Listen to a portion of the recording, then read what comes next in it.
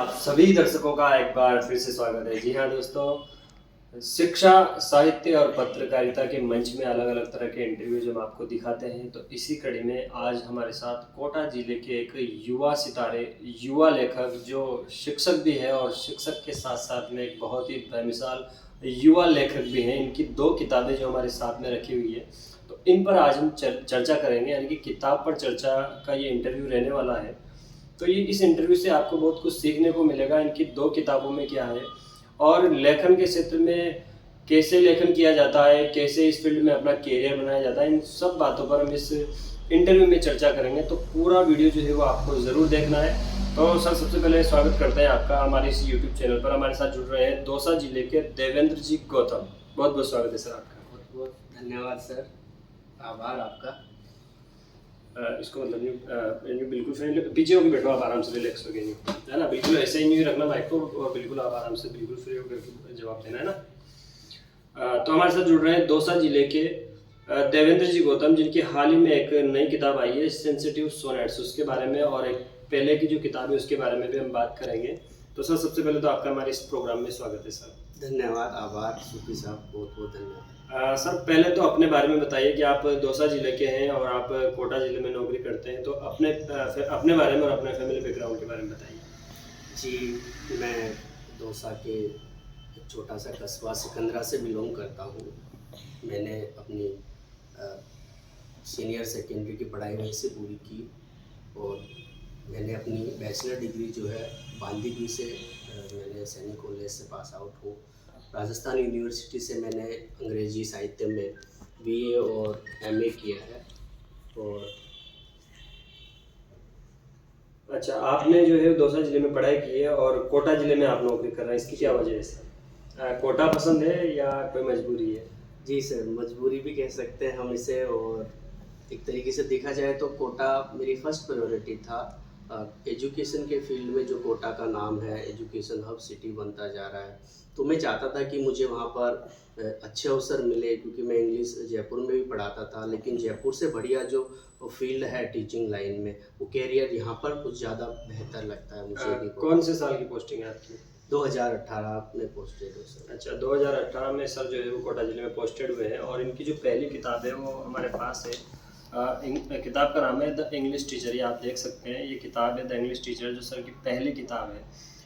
तो सर, सबसे पहले तो आप अपनी पहली किताब के बारे में बताइए कि इस किताब में किस तरह की स्टोरी है। ये द इंग्लिश टीचर है स्ट्रगल स्टोरी, एक उपन्यास है। इसमें 20 चैप्टर्स हैं और इसमें एक जो मैं कहूँ एक मध्यम परिवार का कोई भी कैंडिडेट जो शिक्षा के क्षेत्र में जाना चाहता है, जो अध्यापक या टीचर की जो तैयारी करता है, और उनको किन किन परेशानियों का सामना करना पड़ता है, उस बीच में क्या क्या समस्याएं उनके सामने आती हैं। जैसे कि पैसों की भी प्रॉब्लम आती है, कोई कैंडिडेट बाहर जाकर तैयारी करता है, तो तैयारी करने के बावजूद भी हमारे ज़्यादातर जो मिडिल क्लास फैमिलीज होते हैं उनमें ऐसा होता है कि बच्चा पढ़ रहा है, ग्रेजुएशन कर लिया, उसके बाद उसकी तुरंत ही शादी कर देते हैं, तो उसके पास दोहरी मार पड़ती है। बच्चा कैंडिडेट तैयारी करे या फिर अपने शादी जो लाइफ है उसको मैनेज करे, तो उसके साथ में समस्या ये हो जाती है कि एक तो उसको अर्निंग का कोई सोर्स उसके पास में नहीं रहता, या तो मैं कमाऊं या मैं तैयारी करूं या मैं अपने फैमिली को देखूं। तो इन सारी चीज़ों को मैंने जो है इस बुक्स में लिखा है। मैं कहूँ इसे ऑटोबायोग्राफिकल नॉवेल हम लोग कह सकते हैं। अच्छा, क्योंकि आप खुद भी इंग्लिश टीचर है और किताब का नाम भी है द इंग्लिश टीचर, तो इसमें कहीं ना कहीं जो है वो आपके स्ट्रगल की भी झलक देख सकते हैं ना। बिल्कुल देख सकते हैं सर। अच्छा, तो ये जो किताब है वो किस पब्लिकेशन की है और जो हमारे जो दर्शक है वो अगर इसे पढ़ना चाहे तो किस तरह से पढ़ सकते हैं? जी सर, ये नोशन प्रेस से प्रकाशित हुई है, वर्ल्ड वाइड प्रकाशित हुई है। Amazon, Flipkart, Google play store पर भी आप इसको डाउनलोड कर सकते हैं। ई बुक के तौर पर भी इसे आप पढ़ सकते हैं। जो भी नोशन प्रेस के जहाँ पर स्टोर्स हैं ऑफलाइन, वहाँ पर ये बुक अवेलेबल है। ऑनलाइन आप सभी पर, किसी भी अमेजन है, फ्लिपकार्ट है, किंडल है, कोबो है, सभी पर ये बुक अवेलेबल है। अच्छा, ये तो थी द इंग्लिश टीचर की कहानी। अब इनकी जो दूसरी किताब है वो भी आप लोगों को दिखा देते हैं। थोड़ा जूम करके दिखाइए। दूसरी किताब जो अभी हाल ही में लॉन्च हुई है, मेरे ख्याल से पिछले महीने, अभी इसके बारे में डिटेल से बात करेंगे। सेंसिटिव सोनेट्स, बहुत ही अट्रैक्टिव नाम है। देखने में भी काफ़ी अच्छा, कवर पेज भी काफ़ी अच्छा डिज़ाइन किया हुआ है सर, सेंसिटिव सोनेट्स। तो इस किताब के बारे में बताइए। सबसे पहले तो इस टाइटल के बारे में बताइए। बहुत अच्छा टाइटल है, कुछ हटके भी है और होना भी चाहिए। तो इस टाइटल के बारे में बताइए। सोनेट्स मतलब हमारे दर्शकों को बता दीजिए, क्योंकि आपकी दोनों जो किताबें हैं वो अंग्रेजी भाषा में है। तो इस सेंसिटिव सोनेट्स का मतलब क्या है, इसमें कौन सा कंटेंट आप जो दर्शकों को, पाठकों को उपलब्ध करवाने जा रहे हैं? जी, ये सेंसिटिव सोनेट्स मतलब ज़्यादातर मेरी जो इसमें कविताएं हैं, इसमें 75 सोनेट्स हैं। तो वो सोनेट्स हैं, सोनेट्स एक अंग्रेजी की एक कविता की स्टाइल होती है, एक शैली होती है। इसमें क्या होता है कि 14 लाइन्स होती हैं और दो तरीके की सोनेट्स दुनिया में फेमस हैं, जैसे शेक्सपियरियन सोनेट और मिल्टोनिक सोनेट। इसमें मैंने ज़्यादातर शेक्सपियरियन सोनेट्स लिखे हैं। तो शेक्सपियरियन सोनेट्स में क्या होता है कि एक ऑक्टेव होता है और उसके बाद में एक सेसेट होता है। ऑक्टेव मीन्स 8 लाइनें होती है, उसमें कोई प्रॉब्लम क्रिएट होती है, राइज होती है, क्लाइमेक्स तक जाती है। उसके बाद में लास्ट की जो 6 लाइनें होती हैं उनमें उसका सोल्यूशन होता है और लास्ट का जो अंतिम कपलेट होता है, जिसे हम दोहा कहते हैं, वो उस कविता का निचोड़ होता है। तो इस प्रकार से मैंने शेक्सपियर जी से प्रेरित होकर मैंने काफ़ी पढ़ा है शेक्सपियर सर को।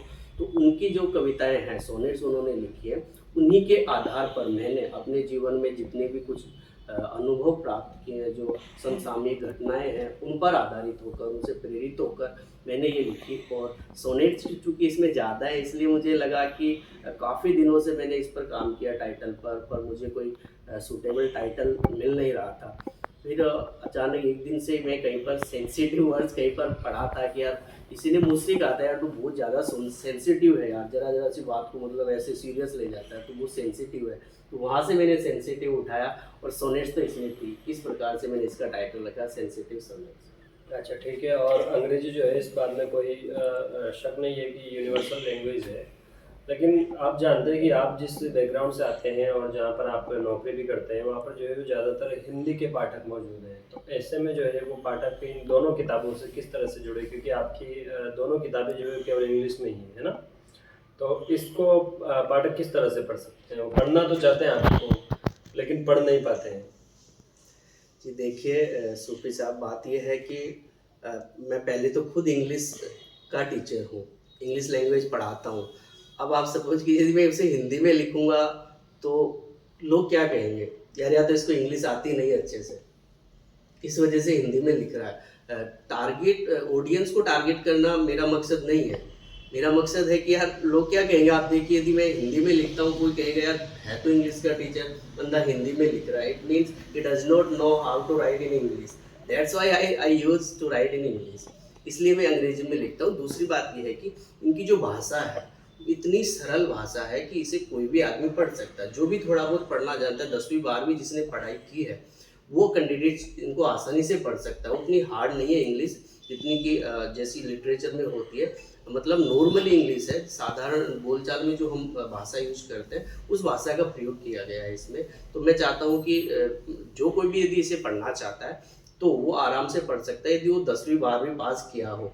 और फिर भी मान लो कि कोई नहीं पढ़ना चाहता कि हिंदी ही होना चाहिए, तो एक और ऑप्शन हमारे पास में है कि आप जैसे आजकल बहुत सारे मोबाइल में भी ऐप्स आते हैं जिन पर आप क्या कर सकते हो कि उनको ट्रांसलेट कर सकते हैं। पेज की फ़ोटो खींचो और आप उसको ट्रांसलेट के माध्यम से पढ़ने के साथ साथ सुन भी सकते हैं। आजकल तो बहुत ज़्यादा टेक्नोलॉजी का जो है डेवलपमेंट हो गया। हाँ, लेकिन मैं इस बात पर ज़रूर फोकस करूँगा नेक्स्ट टाइम कि जहाँ तक हो सके मैं इनका हिंदी हिंदी वर्जन भी मैं चाहूँगा कि जल्द से जल्द प्रकाशित हो। ये तो थी दोनों किताबों की बात, सेंसिटिव सोनेट्स और द इंग्लिश टीचर। अगर जो दर्शक इनको पढ़ना चाहे तो इसके लिए लिंक जो है वो आपको दोनों किताबों का डिस्क्रिप्शन में अवेलेबल हो जाएगा। आप सर से चर्चा करते हैं कि लेखन का जो फील्ड है, नो डाउट बहुत अच्छा फील्ड है, इससे अच्छा तो कोई फील्ड हो भी नहीं सकता। लेकिन आजकल का लेखक जो है वो भी सर की द इंग्लिश टीचर की तरह स्ट्रगल कर रहा है। तो सर मतलब ऐसे में आजकल आप जानते हैं लेखकों की, कवियों की कितनी बुरी हालत है। तो ऐसे में आपने ये प्रोफेशन क्यों चुना? हालांकि आप गवर्नमेंट टीचर तो है, लेकिन इस फील्ड में, जबकि काफ़ी रिस्की फील्ड है, तो इसमें आने की क्या वजह है? बिल्कुल सर, बात यह है कि इस फील्ड में हमने देखा कि कोरोना टाइम से जब कोविड आया तो घर घर में लेखक हो गए। कोविड टाइम में घर घर पे लेखक हो गए, लोगों को कुछ काम था नहीं और लोग लिखने लगे। मैं कहूँ बहुत से जो लाइब्रेरीज हैं, किताब उस टाइम पे सबसे ज़्यादा कोई चीज़ लोगों को भाई तो मोबाइल था, उसके अलावा किताबें थी। तो वहाँ से लोग लिखते हैं। बात यह है कि जो नए जो बडिंग राइटर्स हैं, जो युवा लेखक हैं, जो इस फील्ड में अपना इस फील्ड में अपना इसको बनाना चाहते हैं, वो इसको प्रोफेशन में लाना चाहते हैं, उनके लिए मैं कहूँगा सर कि आजकल बहुत बुरे हाल हैं लेखकों के। मतलब वो अपने पैशन के लिए लिखो, वो अच्छी बात है, पर आपके साथ में कोई इकोनॉमिकल सोर्स ज़रूरी है कि आपको अदर साइड बिजनेस करना ही पड़ेगा। आप इन पर फुल्ली डिपेंड नहीं रह सकते। कुछ बिरले ही होते हैं जिनकी किताबें बेस्ट सेलर बनती हैं, जैसे मैं कहूँ चेतन भगत जी को ले लीजिए, प्रेजेंट टाइम में वो खुद बैंक में नौकरी करते थे, जैसे आप जानते हैं। जब उन्होंने उसी दरमियान बुक लिखी, और जब उनकी बुक की फिल्म बन गई, बेस्ट सेलर बन गई, जब उनको अच्छी इनकम होने लगी, तब उन्होंने अपने उस बैंक वाली जॉब को छोड़ दिया। तो सेम चीज़ हमें करनी चाहिए कि हमारा कोई साइड बिजनेस हो, जिससे स्टार्टिंग में हमें काफ़ी स्ट्रगल करना होता है कि स्टार्टिंग में हमारे साथ इतनी इनकम होती नहीं है बुक से। तो युवाओं से मैं ये कहना चाहूँगा कि आप अपना लेखन का कार्य जो है वो निरंतर रखें, लेकिन साथ में कोई ना कोई, जो यदि आपको इकोनॉमिकल पैसों की ज़रूरत है, तो आपको कुछ ना कुछ साइड बिजनेस करना ही होगा। इसे आप पैशन मान सकते हैं, प्रोफेशन नहीं। हाँ, यदि आपका वास्तव में अच्छी चीज़ है, लेखन में आपकी बहुत अच्छी रुचि है और आप अच्छा लिखते हैं, आगे चलकर आप इसमें और अच्छी स्किल्स डेवलप करते हैं, तो आप इस पैशन को प्रोफेशन में चेंज कर सकते हैं। और कहते हैं कि सर, आपको यदि जीवन भर खुश रहना है तो आप वही काम कीजिए जिसको आपको करने में अच्छा लगे। तो सर, मैं तो यही कहूँगा कि जैसे मैंने पहले, जब मैं टीचर की तैयारी की, तो मैं नहीं लिख पाया सर। हालांकि बचपन से शौक था, लेकिन उससे पहले मुझे यही लगा कि यार मुझे पहले कुछ करना चाहिए। तो मैंने प्राइवेट स्कूल्स में पढ़ाया, कोचिंग्स में पढ़ाया, और जब मैं तैयारी कर रहा था तो मेरे पास बिल्कुल भी टाइम नहीं था। मैं बुक लिख ही नहीं पाया, मैं कोई भी कंटेंट नहीं लिख पाया। मैं सच कहूँ 3 साल तक, जैसे हम चाहो तो आप राइटर्स ब्लॉक कह सकते हो, लेकिन 4 साल तक मैं बीच में कुछ नहीं लिख पाया। लेकिन जो ही मैंने तैयारी की, गवर्नमेंट जॉब लगी, अब मेरे पास पैसों की कोई दिक्कत नहीं रही। तो मैंने अपने पैशन को फॉलो किया, और स्कूल के टाइम के बाद नाइट में मैं क्या करता हूँ, अपने इस काम को अंजाम देता हूँ। जी, काफ़ी हद तक बल्कि बहुत हद तक मैं इस बात से पूरी तरह सहमत हूँ कि वास्तव में जो आजकल का जो राइटिंग का जो प्रोफेशन है ना, वो काफ़ी मुश्किल हो गया है। इसके लिए सर ने बताया कि आपका पैशन तो होना चाहिए, लेकिन प्रोफेशन तब जब बन जाए तब आपको इस फील्ड में उतरना चाहिए, क्योंकि अगर आपके पास अगर यही सोर्स होगा तो इसके इंतजार में कुछ भी नहीं रखा है। तो आपके अंदर अगर कला है तो आप उसको पार्ट टाइम में रखिए, और उसका लेखन जो है वो आप कंटिन्यू रखिए। क्योंकि अगर हम पुराने उनके ज़माने की बात पढ़े, चाहे वो मिर्ज़ा गालिब हो, चाहे मुंशी प्रेमचंद हो, जो कलम के सिपाही रहे हैं, तो उनकी अगर हम ज़िंदगी देखें तो उन्होंने भी काफ़ी गुर्बत में जो है अपना जीवन यापन किया है। वो बात अलग है कि आज उनका नाम लेकर के लोग करोड़ों रुपए कमा रहे हैं। तो इस लाइन पर आप क्या कहना चाहेंगे कि मतलब साहित्यकार की उनके जीते जी तो कोई वैल्यू नहीं रहती है, और लोग जो है किताबों से कम जुड़ रहे हैं, तो उन लोगों से आप क्या कहना चाहेंगे? सर, मैं कहना चाहूँगा कि book is a best friend. ऐसा कहते हैं कि जो किताबें होती हैं वो हमें सभ्य बनाती हैं, वो हमें सिखाती हैं। और आज के ज़माने में मतलब बहुत इम्पोर्टेंट हो गया है कि जो स्क्रीन टाइम है हमारा, वो बढ़ता जा रहा है, और ये बहुत बड़ी प्रॉब्लम है सर। मैं कहूँ मतलब इसने बहुत कुछ लोगों के साथ में कितनी सारी बीमारियां जो है वो इसके कारण हो रही है, स्क्रीन टाइम की। आप कहते हैं कि यदि आप एक दिन में एक भी चैप्टर पढ़ लें किसी बुक का, तो वो आपके बहुत बेनिफिशियल है, आपके मेंटल हेल्थ के लिए। तो हमें इनको अवॉइड करना चाहिए, स्क्रीन टाइम को। और अपने ब्रेन को, जैसे हम कहते हैं कि जैसे अपने पेट के लिए हम लोग खाना खाते हैं, उसी तरीके से हमें क्या करना चाहिए, अपने ब्रेन को फूड खिलाना है, तो हमें बुक्स पढ़नी ही होगी। जी, बिल्कुल सही कहा आपने कि अपना जो ब्रेन का जो फूड है वो किताबें हैं। अगर आप अच्छी किताबें पढ़ोगे तो निश्चित रूप से आपको कामयाबी मिलेगी, चाहे किसी भी फील्ड की देखिए आप, चाहे आपके कोर्स की देखिए, चाहे आप लिटरेचर पढ़िए, चाहे आप बायोग्राफी पढ़िए, कुछ भी पढ़िए आप, लेकिन पढ़िए, वो आपके दिमाग का जो है वो एक बहुत अच्छा न्यूट्रिशन है एक तरह से। तो सर, लेखक तो हर कोई बनना चाहता है। किताबें देखते मैंने भी कई लोगों को कहते हुए सुना है लेखक कैसे बना जाए। जिनको किताबें पढ़ने का शौक भी नहीं है वो भी चाहते हैं कि वो लेखक बन जाए। तो ऐसे लोगों का मतलब, ऐसे लोग भी, और जो वास्तव में स्किल अपनी एबिलिटी रखते भी हैं, तो उनको अगर लेखन के फील्ड में आगे बढ़ना हो तो उन लोगों के लिए क्या संदेश देना चाहेंगे? बिल्कुल सर, बात यह है कि कोई कहता है कि कुछ लिखने का शौक है लेकिन पढ़ने का शौक नहीं है, तो इट्स इम्पॉसिबल सर। मतलब कहते हैं हम सागर भर पढ़ेंगे तब गागर भर लिख पाएंगे। तो a writer must be a good reader first. पहले तो जो लेखक बनना चाहता है उसे क्या करना होगा, उसे पढ़ना होगा। जितना ज़्यादा वो पढ़ेगा उतनी ही ज़्यादा मतलब वो लिख पाएगा। कहते हैं सागर जितना पढ़ोगे तब गागर जितना सा लिख पाओगे, तो एक लोकोक्ति है और ये सत्य है सर कि जितना हम ज़्यादा से ज़्यादा पढ़ेंगे तो ही हम कुछ लिख पाएंगे, उससे हमें इनोवेटिव आइडियाज़ मिलते हैं, तो हम वैसा कर पाएंगे। अच्छा, एक और ज़रूरी सवाल दोनों किताबों के ताल्लुक से रह गया है सर कि आपका एक तो है नॉवेल, यानी कि एक तो है आपका प्रोज वाला मामला और दूसरा है सोनेट्स यानी कि पोइट्री वाला मामला। तो पोइट और राइटर दोनों अलग अलग चीज़ें, तो आपको क्या कहें, राइटर या पोइट, दोनों मतलब किस फील्ड में आप आगे बढ़ना चाहते हैं? दोनों की किताबों के बारे में बताते हुए ये बताइए कि आप क्या है, लेखक या कवि? सर ऐसा कुछ नहीं है, देखो मतलब मैं ऐसा नहीं है कि मैं नॉवलिस्ट ही बनना चाहता हूँ, मेरा ऐसा भी नहीं है कि मैं सिर्फ पोएट ही कहलाना चाहता हूँ। अब मुझ में क्वालिटीज़ है कि मैं पोइट्री भी अच्छे से लिख सकता हूँ और मैं नॉवेल भी अच्छे से लिख सकता हूँ, यानी कि प्रोज भी अच्छे से लिख सकता हूँ।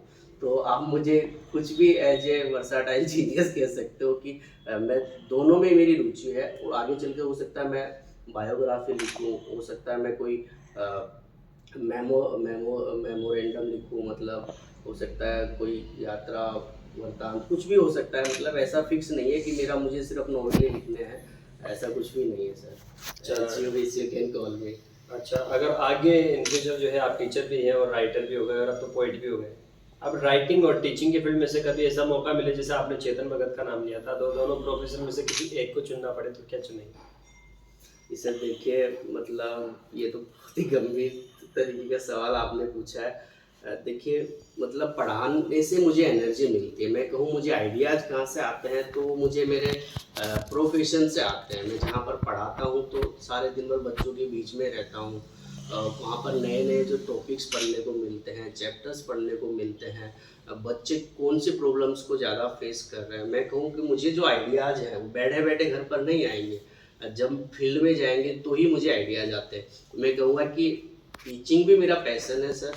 बचपन से ही मेरी ये एक ख्वाब था कि मैं टीचर बनूं, और टीचर के साथ साथ में देखिए मतलब कोई टीचर बहुत सारे हैं लेकिन बच्चों का आइडियल टीचर कोई एक बन पाता है। उसका रीज़न है कि उसने स्पेशल क्या किया है, ख़ास क्या किया है। तो सर ये जो मेरी बुक्स है, मैं चाहता हूँ कि एक तरीके से प्लस पॉइंट है मेरा कि बच्चे जो हैं अपने प्राउड के साथ में कहते हैं कि यार वो हमारे टीचर है जिनकी बुक पब्लिश हुई है। और अभी मतलब मेरे लिए बहुत खुशी की बात यह है सर कि कम से कम 4 लड़कियों ने, जो जिन्हें मैं जयपुर पढ़ाता था, उन्हें हाल ही में मुझे उनके कुछ कंटेंट्स भेजे कि सर आपको देखकर हम लोग लिखने लगे हैं और वो इस फील्ड में इसको बनाना चाहते हैं। तो सर मैं दोनों को ही नहीं छोड़ना चाहूँगा। जी, बहुत बहुत शुक्रिया। ये थे देवेंद्र जी गौतम जो बता रहे थे अपनी किताबों के बारे में, और ये टीचर भी है और टीचिंग और राइटिंग प्रोफेशन जो है वो एक दूसरे से मिलते जुलते भी हैं, एक दूसरे के पूरक भी हम इन्हें कह सकते हैं। तो इनके साथ हमारी बातचीत जो हुई आपको कैसी लगी? अगर कोई सवाल जो आप लेखक महोदय से पूछना चाहें तो आप कमेंट में लिख सकते हैं, हम उस सवाल का जवाब आपको देने की कोशिश करेंगे। आपको हमारा ब्लॉग कैसा लगा? जल्द अगली वीडियो में मिलते हैं। जय हिंद, जय भारत।